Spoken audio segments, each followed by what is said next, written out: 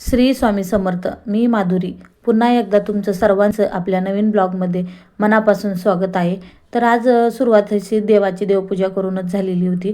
तर ही फुलं होती मी गुरुवारी पूजेसाठी आणलेली होते. ॲक्च्युली बुधवारी आणलेली फुलं आहे ते. तर फ्रीजमध्ये खूप छान आणि मस्त फुलं राहतात. त्यामुळे आठवडाभरासाठी जरी फुलं घेऊन आलो तरी काही प्रॉब्लेम होत नाही. आपण ते फुलं व्यवस्थित साफ करून व्यवस्थित ठेवले की ते आठवडाभर फुलं टिकून राहतात. तर इथे मी नाश्त्यासाठी मिसळपाव बनवलेली होती आणि साई स्कूलमधून आलेला होता. ॲक्च्युली आज संडे पण त्याला स्कूल होती, कारण त्याच्या स्कूलमध्ये ॲन्युअल डेचे रिव्हिजन चालू आहे. त्यामुळे सॅटर्डे संडे त्याला इतर वेळेस तर सुट्टी असती, पण आता कार्यक्रम असल्यामुळे त्यांना सॅटर्डे संडे ही स्कूल सांगितलेली होती. आणि आज स्कूलला बस नव्हती, त्यामुळे त्याचे पप्पा त्याला घेऊन जाणार होते. म्हणून सकाळी जरा लवकर आवरलं आणि पटकन तो गेलाय तोपर्यंत म्हटलं कामं करून घ्यावी. तर ते दिवाळीच्या पिरियडमधले आणलेले हे 2 पॅकेट होते गुलाबजामचे. तेव्हा मी केलेले होते, पण नंतर 2 शिल्लक बाकी होते, कारण मुलांना आवडतात त्यामुळे एक्स्ट्राचेच पाकिट आणलेले होते. आणि दरवेळेस मी गिफ्टचे आणते, पण यावेळेस मी दुसरे आणले होते, म्हणजे सुहानाचे होते. त्यामुळे मी ती चेक करत होते की नक्की ह्याच्यात कायमध्ये टाकायचं काय नाही, हे सगळं मी वाचून घेतलं. आणि नंतर मी ते गुलाबजाम बनवायला घेतलेले होते, कारण साईला गोड पदार्थ खूप आवडतात. त्या गुलाबजाम तर त्याचे खूप फेवरेट आहेत. त्यामुळे त्याचं चालू होतं, मम्मी गुलाबजाम बनव, किंवा जेवण झाल्यावर काहीतरी गोड खायला त्याला पाहिजेच असतं. मग साखर तरी खातो, नाही तर आणखीन काही जे गोड काही पदार्थ असतील तर ते खायचं असतं त्याला. आणि त्यामुळे त्याचं चालू होतं माझ्या मागं, मम्मी काहीतरी गोड बनव गोड बनव. तर म्हटलं चल गुलाबजामचे पॅकेट आहेत, तर म्हटलं आता ते बनवून घ्यावेत, म्हणून मी 1 पॅकेट इथे घेतलेलं होतं. आणि आता हे बनवायचं होतं, तर वाचून वगैरे मी घेतलं सगळं. आणि त्यामध्ये दूध किंवा पाणी असं सांगितलं होतं. तर दूध मी यामध्ये टाकलेलं नाही, थोडंसं पाणी घेतलं मी. आणि आता पाणी घेऊनच मी हे पीठ मळणार होते. तर थोडंसं पाणी ॲड करून आता हे पीठ मी मळून घेणार आहे. तर आज संडे असल्यामुळे जरा कामं निवांतच चालू होते. आणि मार्गशीर्ष चालू असल्यामुळे नॉनव्हेज वगैरे काही घरामध्ये बनत नाही. त्यामुळे व्हेज काहीतरी मुलांना आणि चटपटीत खायचं असतं. पनीर वगैरे खायला तर रोजच कंटाळा करतात, त्यामुळे मग आज मी मिसळपाव बनवली होती नाश्त्यामध्ये. मुलांना असे वेगवेगळे पदार्थ खूप आवडतात. आणि बाहेर खाल्लं की शक्यतो आपण खातो, पण असं पैशांकडे बघून सर्वच लोक असं पोटभर खातात असं होत नाही. त्यामुळे जर घरी आणलं तर आपण पोटभरीचा नाश्ता करू शकतो. आणि त्यामुळे मी कधीही बनवायचं असेल तर ते घरी शक्यतो साहित्य घेऊन येऊनच घरी बनवतो. आणि मेन म्हणजे ते ताजं आपण लगेच बनवलं की खातो. तसं बाहेरचं आपण जे खातो ते माहिती नाही आपल्याला कधी बनवतात. त्यामुळे शक्यतो होता येईल एवढं आपण घरामध्ये फ्रेश असं फूड खायला हवं. आणि नंतर तर मी ते पाणी घालून थोडंसं पीठ असं मळून घेतलेलं होतं. आणि आता हे गुलाबजाम करायचे होते. तर जास्त छोटे छोटे गोळे मी करून घेत नाही, एकदम मिडियम आकाराचेच मी गोळे बनवून घेत असते.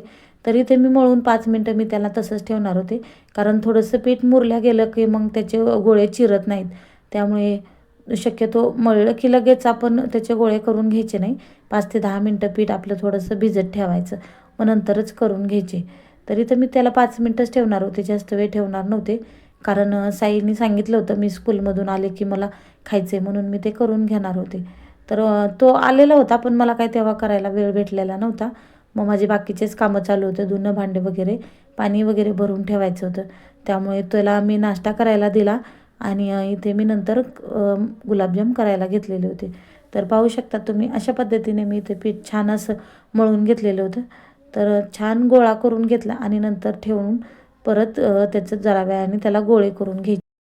तर आता सर्वांनाच आपल्याला गुलाबजामची रेसिपी माहिती आहे, त्यामुळे इथे मी काही ती रेसिपी शेअर करत नाही. तर तुम्ही पाहू शकतात अशा पद्धतीने मी इथे थोडंसं पीठ मळून ठेवलेलं होतं. जास्त काही असं व्यवस्थित असं गोल वगैरे करून ठेवलेला नव्हता, आपलं नॉर्मली पीठ मळून ठेवलं. आणि नंतर मी इथे पाक करायला ठेवणार होते. तर थोडंसं पाणी घालून नंतर त्यामध्ये साखर टाकायची होती मला, कारण गुलाबजाम बनवताना आपण आधी पाक करून घ्यावा लागतो आणि गरम गरम लगेच पाकामध्ये टाकावं लागतात, तर ते गुलाबजाम छान बनतात. त्यामुळे मी इथं गुलाबजामसाठी पाक बनवायला घेतलेला होता.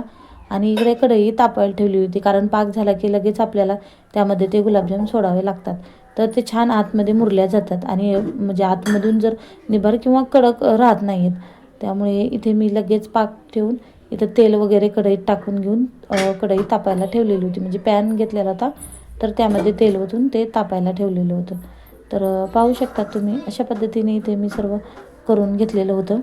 आणि मुलांची आवड असती ते आपल्याला एक आई म्हणून सर्व गोष्टी आपल्याला त्या जपाव्याच लागतात. तर इथे मी चालू होतं माझं गुलाबजाम बनवायचं काम. कारण आज शिलाई काम करायचं होतं म्हणजे मला ॲक्च्युली. कारण दिवस रोज एक दिवस ठरवत राहते मी की हां आज नाही उद्या करू, उद्या नाही परवा करू. पण काही जमत नव्हतं. भरपूर दिवस झालं शिलाई कामावरती म्हणजे सध्या लक्ष दिलेलं नव्हतं. त्यामुळे म्हटलं चला आज सर्व आवरून घेऊ. आणि स्वयंपाक पण काही जास्त नव्हता कारण सर्वांनी नाश्ता केलेला होता. त्यामुळे म्हटलं चला आता तरी आपण वेळ काढून शिवायला बसूया.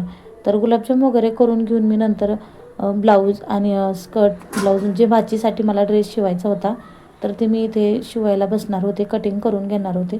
तर ते कशा पद्धतीने शिवणार आहे मी हा व्हिडिओ मी तुम्हाला उद्याच्या ब्लॉगमध्ये नक्की टाकेल की मी कसा शिवला तिच्यासाठी ड्रेस. तर इथे मी गोळे करून घेतले आणि छोटे छोटे गोळे करायला घेतलेले होते. तर तेल वगैरे तापायला ठेवलेलं होतं आणि इकडे पाकही चालू होता. तर म्हटलं मंद आचेवरती आपले गुलाबजाम म्हणजे तळून घ्यावे लागतात. कारण जर आपण जास्त फुल गॅस केला की ते लगेच करपण्याची शक्यता असते आणि आतमध्ये कच्चे राहतात. त्यामुळे शक्यतो होता येईल एवढं एकदम मंद आचेवरतीच आपल्याला ते गुलाबजाम तळून घ्यायचे आहेत. तर हे सर्वांना माहितीच आहे.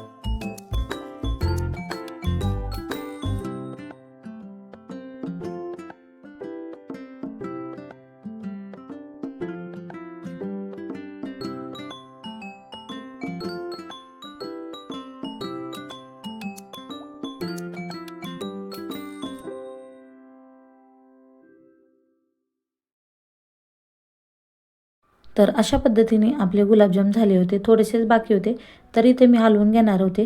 कारण खालचे वर आणि वरचे खाली असं करून सर्वत्र गुलाबजाम एकत्र मिक्स केले की त्यामध्ये पाक छान असा शिरतो. तर चला मग भेटूया नेक्स्ट ब्लॉगमध्ये. तोपर्यंत सर्वांना श्री स्वामी समर्थ.